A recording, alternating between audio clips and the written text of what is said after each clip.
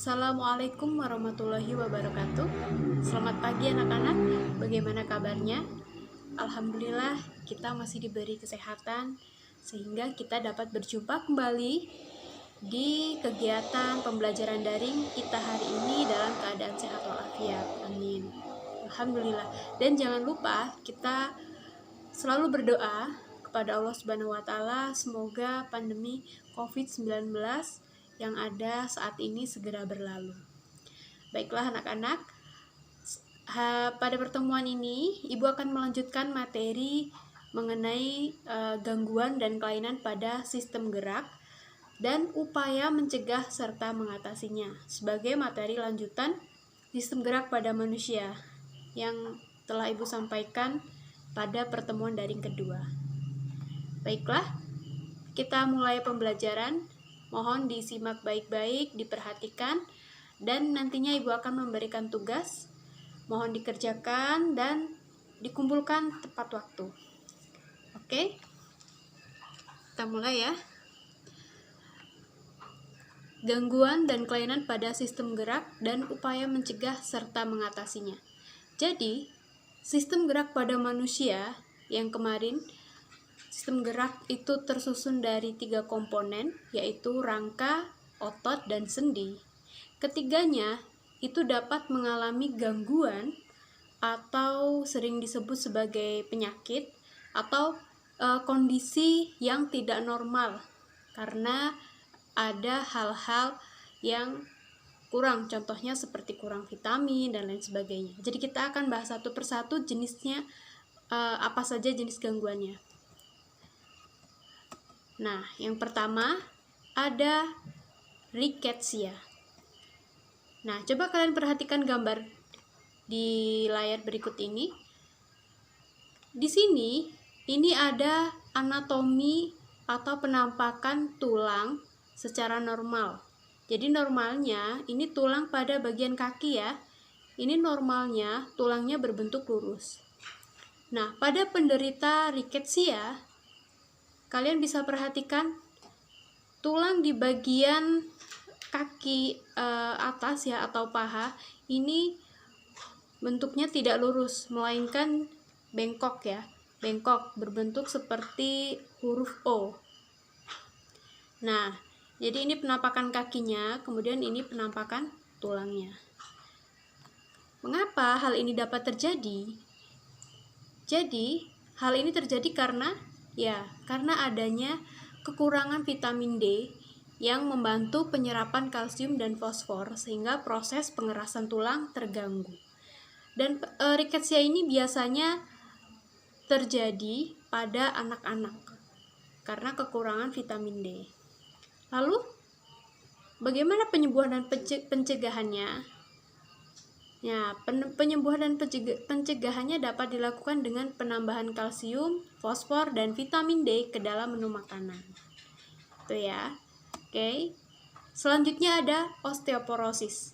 Kalian pasti sering mendengar osteoporosis biasanya ini pada orang tua ya. Pada orang tua yang sudah lanjut usia biasanya mengidap osteoporosis. Dan ini adalah penampakan kepadatan tulang atau susunan tulang pada penderita osteoporosis. Ya. Nah, jadi osteoporosis itu adalah penyakit atau kelainan yang disebabkan karena kekurangan kalsium. Bisa kalian lihat di gambar. Ini adalah susunan atau komposisi atau kepadatan tulang ya di sini. Pada penderita osteoporosis itu tulangnya tidak lagi padat. Di sini terlihat ada lubang-lubang. Jadi tulangnya mengalami pengeroposan. Matriks dalam tulangnya itu sudah berkurang sehingga tulangnya menjadi rapuh. Nah, orang tua biasanya menghasilkan lebih sedikit hormon. Itu yang menyebabkan kekurangan atau menyebabkan osteoporosis. Hormon ini adalah hormon yang membantu osteoblas atau sel-sel tulang pembentuk tulang itu kurang aktif dan massa tulang pun menjadi berkurang. Paham ya? Selanjutnya ada artritis. Kalian pernah menjumpai orang yang memiliki kondisi kondisi tangan seperti ini? Nah, ini adalah kondisi artritis atau kelainan yang menyerang pada sendi. Jadi sendinya ini tidak dapat digerakkan. Bisa dilihat dari bentuknya, ini sulit sekali digerakkan ya. Hal ini yang menyebabkan metabolisme pada asam urat terganggu, sehingga asam urat tertimbun pada sendi serta penumpukan kapur di antara dua tulang yang menyebabkan sendi sulit untuk digerakkan dan terasa kaku. Seperti itu. Lalu, bagaimana upaya untuk mengurangi artritis? Yaitu bisa dilakukan dengan mengkonsumsi makanan yang seimbang. Oke, next. Selanjutnya ada fraktura atau patah tulang. Nah, kalian bisa perhatikan gambar berikut. Ini adalah jenis-jenis patah tulang. Biasanya disebabkan oleh apa sih patah tulang? Ya, jadi biasanya disebabkan oleh benturan yang keras, misalnya jatuh dari ketinggian, atau bisa juga disebabkan karena kecelakaan. Nah, jenis-jenisnya itu ada banyak, tapi secara umum ada dua. Jadi ada fraktura atau patah tulang tertutup dan terbuka. Patah tulang tertutup itu dia patahnya tulangnya di dalam patah, jadi sehingga tulangnya tidak terlihat dari luar. Tetapi jika fraktura terbuka itu biasanya tulangnya patah tapi sampai menembus keluar. Itu fraktura terbuka. Nah, berdasarkan kondisi tulang yang patah, itu ada oblik atau miring. Kalian bisa perhatikan gambar.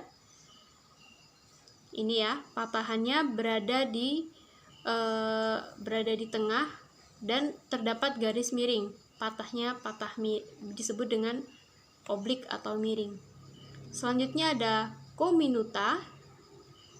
Kominuta ini patahnya di bagian ujung ya. Kemudian spiral. Jadi patahnya membentuk spiral. Dia sedikit melingkar dan lebih panjang. Dan selanjutnya ada patah majemuk.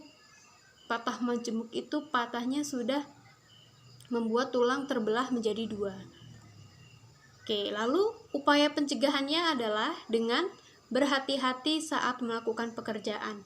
Seperti ketika kalian berkendara, naik motor, itu jangan terlalu mengebut. Kemudian saat melakukan aktivitas yang berada di ketinggian juga harus selalu berhati-hati. Dan selanjutnya ada kifosis, lordosis, dan skoliosis. Ini adalah gangguan pada sistem gerak pada tulang belakang tepatnya. Nah, ini kalian bisa perhatikan gambar. Ini adalah kondisi tulang belakang yang sangat berbeda-beda. Ini pada kondisi manusia normal, tulang belakangnya melengkung, tetapi postur tubuhnya normal ya. Lalu bandingkan dengan para penderita sistem gerak yang berada di sampingnya pada penderita kifosis.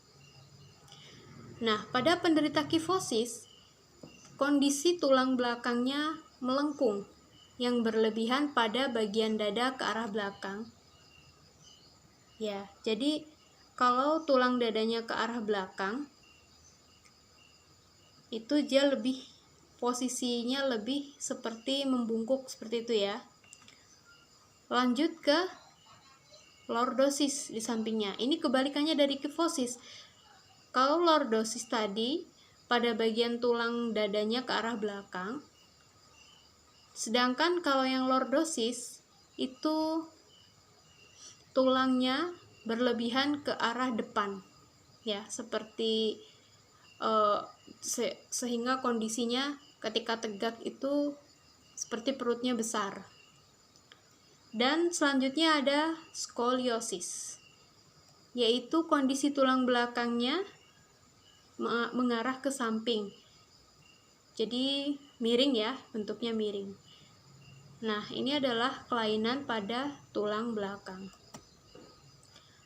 Lalu bagaimana sih cara kita supaya terhindar dari kelainan sistem gerak tersebut? Jadi upaya yang dapat kita lakukan ada yang pertama, meningkatkan kandungan kalsium dalam asupan makanan. Biasanya kandungan kalsium ini terdapat di makanan seperti susu, kemudian ikan, ya. Ada banyak sekali. Kemudian selanjutnya berjemur pada sinar matahari pagi sebagai sumber vitamin D. Selanjutnya ada memperhatikan asupan vitamin D. Jadi vitamin D itu perlu sekali ya anak-anak. Jadi jangan sampai kita abaikan. Jadi tubuh harus selalu tersuplai oleh vitamin D. Rajin olahraga, meminum susu itu bagus. Makan daging juga itu bagus. Kemudian memperhatikan aktivitas fisik yang cukup setiap harinya.